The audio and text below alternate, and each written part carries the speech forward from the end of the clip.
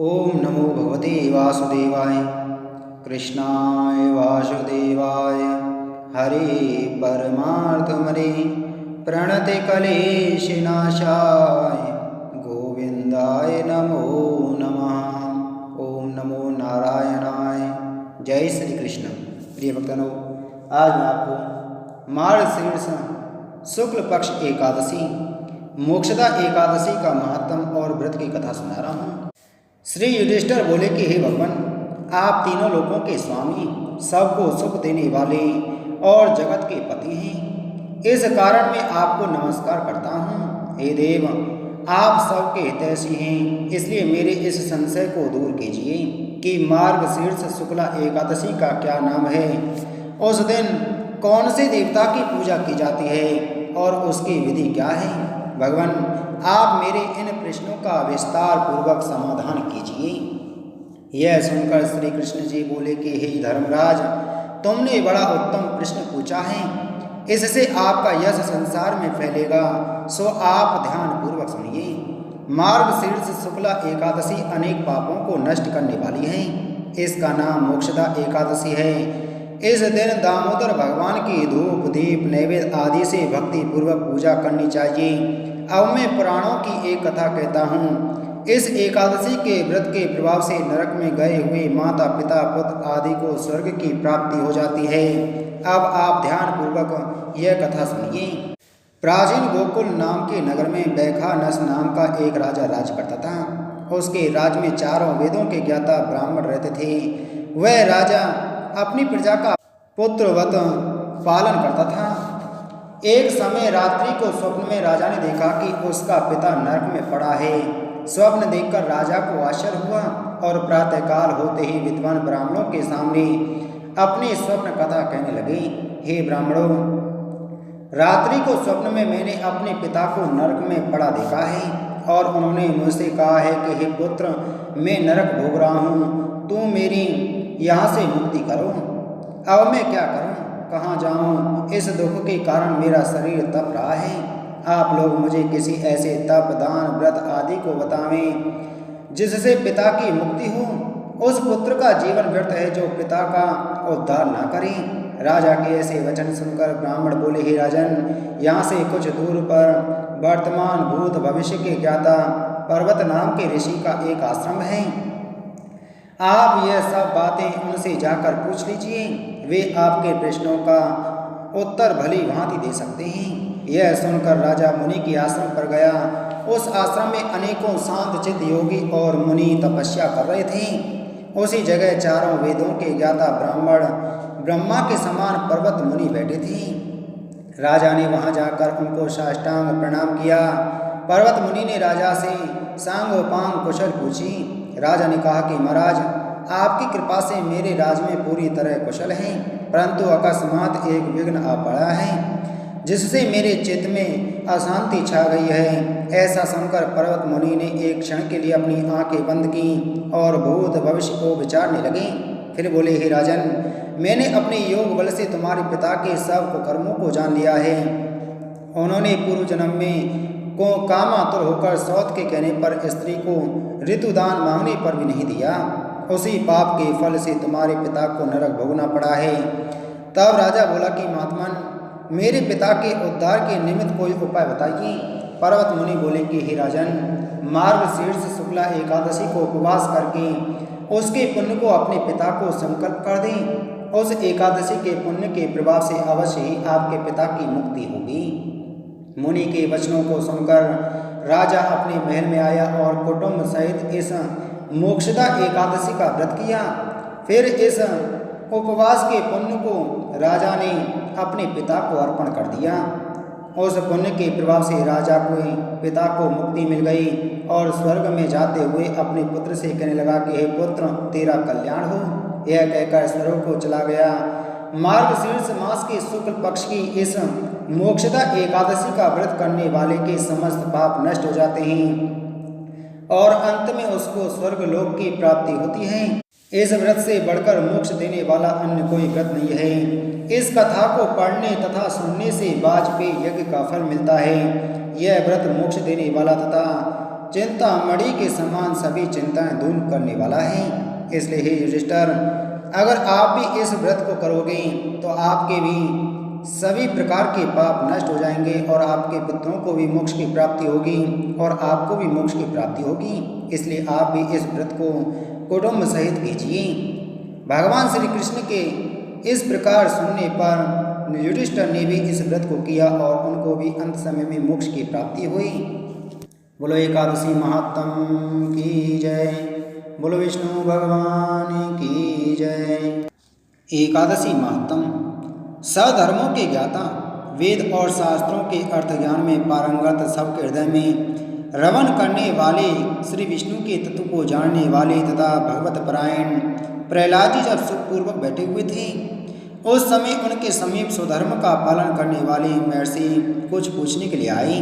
महर्षि ने कहा, प्रहलाद जी, आप कोई ऐसा साधन बताइए जिससे ज्ञान, ध्यान और इंद्रिय निग्रह के बिना ही अनायास भगवान विष्णु का परम पद प्राप्त हो जाता है। उनके ऐसा कहने पर संपूर्ण लोगों के हित के लिए उदत रहने वाले विष्णु भक्त महाभाग प्रहलाद जी ने संक्षेप में इस प्रकार कहा, हे महर्षियों, जो 18 प्राणों का सार से भी सारतर तत्व है, जिसे कार्तिकेय जी के पूछने पर भगवान शंकर ने उन्हें बताया था, उसका वर्णन करता हूँ, सुनिए। महादेव जी कार्तिकेय जी से बोले, जो कली में एकादशी की रात में जागरण करते समय वैष्णव शास्त्र का पाठ करता है, उसके कोटि जन्मों के किए हुए 4 प्रकार के पाप नष्ट हो जाते हैं। जो एकादशी के दिन वैष्णव शास्त्र का उपदेश करता है, उसे मेरा भक्त जानना चाहिए। जिसे एकादशी के जागरण में निंद्रा नहीं आती तथा जो उत्साहपूर्वक नाचता और गाता है, वह मेरा विशेष भक्त है। मैं उसे उत्तम ज्ञान देता हूँ और भगवान विष्णु मोक्ष प्रदान करते हैं। अतः मेरे भक्त को विशेष रूप से जागरण करना चाहिए। जो भगवान विष्णु से वैर करते हैं, उन्हें पाखंडी जानना चाहिए। जो एकादशी को जागरण करते और गाते हैं, उन्हें आधे निमेष में अग्निष्टोम तथा अतिरात्र यज्ञ के समान फल प्राप्त होता है। जो रात्रि जागरण में बारंबार भगवान विष्णु के मुखारविंद का दर्शन करते हैं, उनको भी वही फल प्राप्त होता है। जो मानव द्वादशी तिथि को भगवान विष्णु के आगे जागरण करते हैं, वे यमराज के पास से मुक्त हो जाते हैं।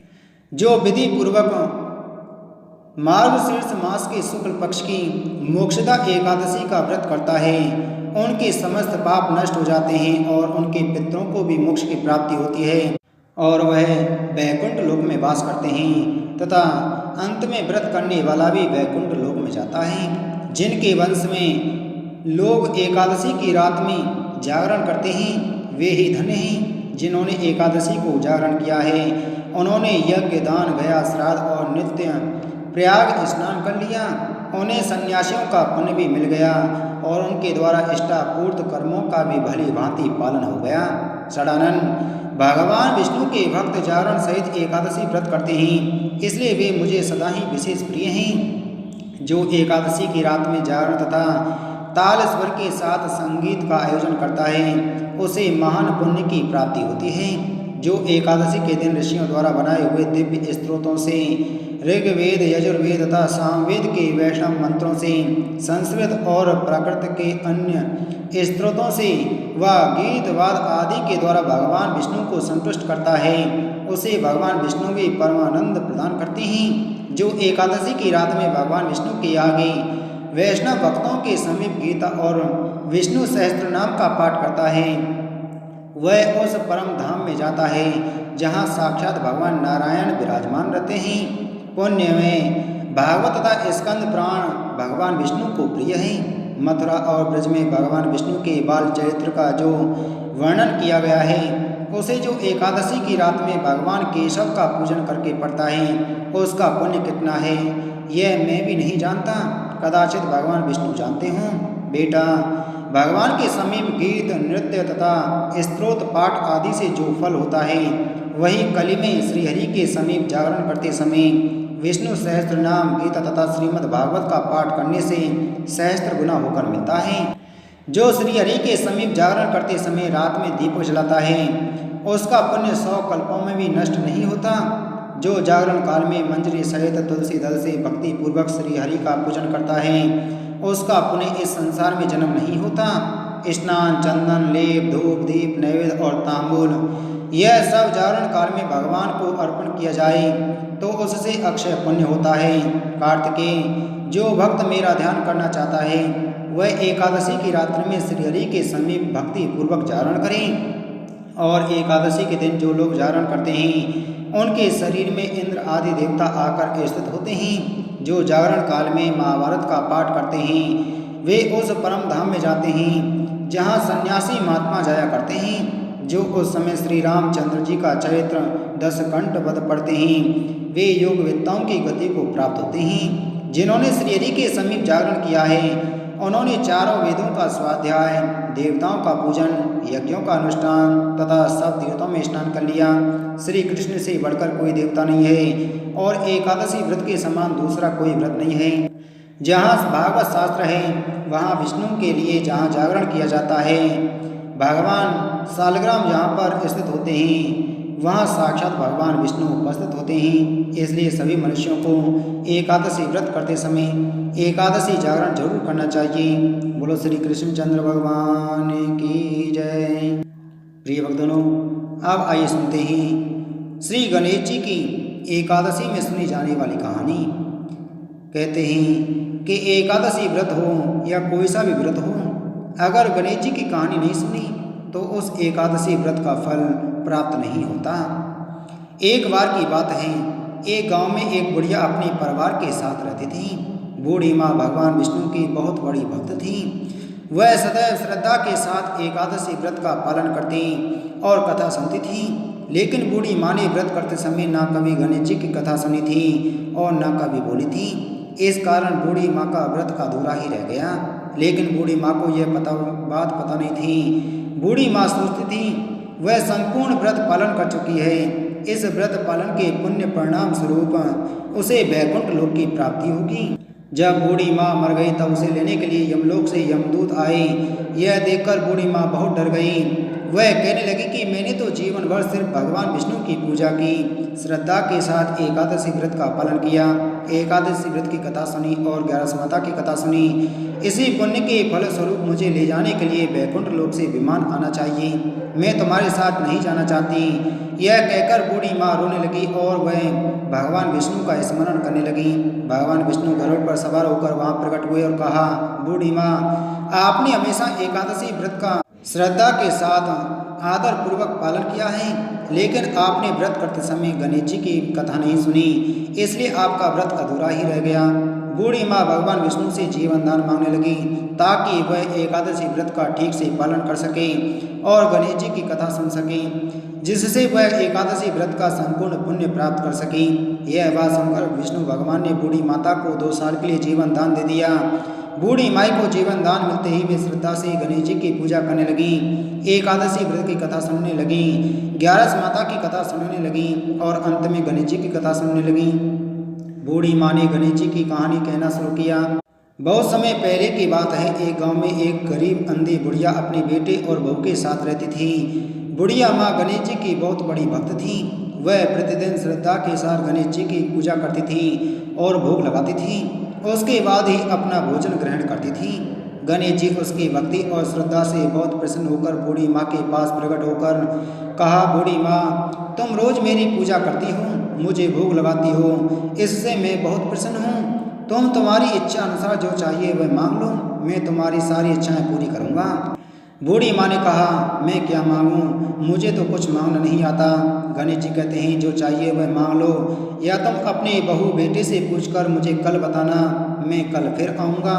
ये बातें सुनकर बुढ़िया अपने बेटे के पास गई और बोली कि आज गणेश जी प्रकट हुए थे और यह कहकर गए हैं कि मैं जो चाहूँ उनसे मांग सकती हूँ, बता मुझे क्या मांगना चाहिए। बेटा कहता है, माँ तुम गणेश जी से धन मांग लो। तब बूढ़ी माँ अपनी बहू के पास जाती है और कहती है कि गणेश जी ने आज मुझसे कहा है कि जो मैं चाहूँ उनसे मांग सकती हूँ, मुझे क्या मांगना चाहिए बताओ। बहू कहती है कि तुम गणेश जी से पोता पोती मांग लो।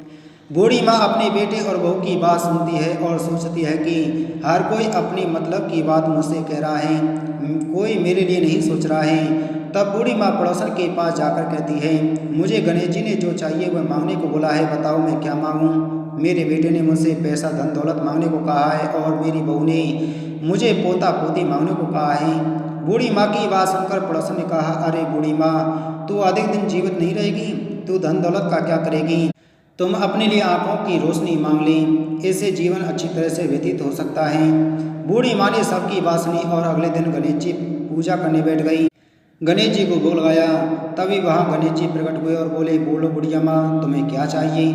बुढ़िया कहती है कि अगर आप मेरी भक्ति से प्रसन्न हो तो मुझे 9 करोड़ की माया दे, निरोगी काया दे, अमर सुहाग दे, मेरी आंखों में रोशनी दे, पोता दे और मेरे पूरे परिवार को सुख दे और अंत में मोक्ष दे।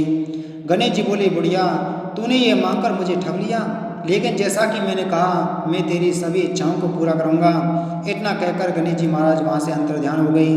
बुढ़िया माँ को वह सब कुछ मिल गया जो वह चाहती थी। हे गणेश जी महाराज, जैसा आपने उस बूढ़ी माता को दिया वैसा ही हमें देना।